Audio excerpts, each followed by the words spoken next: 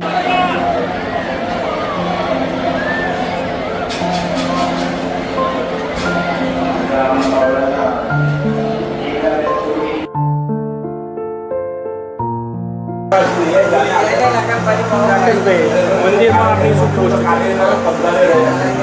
રણછોડરાયજી મહારાજ મંદિરમાં હું office superintendent તરીકે ફરજ બજાવી રહ્યો છું.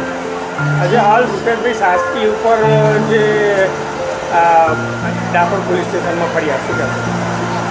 ગૌશાળા ટ્રસ્ટની અંદર ડાકોર ટેમ્પલ કમિટીમાં મંજૂરી મેળવ્યા વગર જે ખર્ચા કર્યા અને જે ટ્રસ્ટને ધ્યાનમાં રાખ્યા વગર બેદરકારી અને વિશ્વાસઘાત કરીને જે ખર્ચાઓ કર્યા છે અને જે ચૂકવણી કરવામાં આવેલી છે તે સંબંધે ઓડિટ થતાં આ સંબંધે પુરાવા જોઈ ફરિયાદ કરવામાં આવેલી છે. પગાર એમનો શું હતો ખરેખર માનદ વેતનથી એમની નિમણૂક કરવામાં આવેલી, ₹1 માનદ વેતનથી નિમણૂક કરવામાં આવેલી હતી.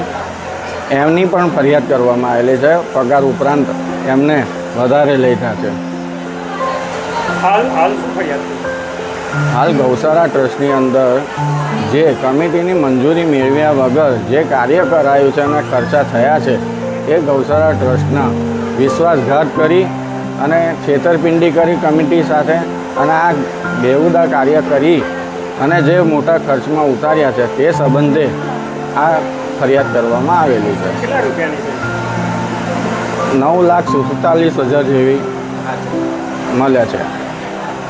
તો હવે આમ સામાન્ય કમિટી શું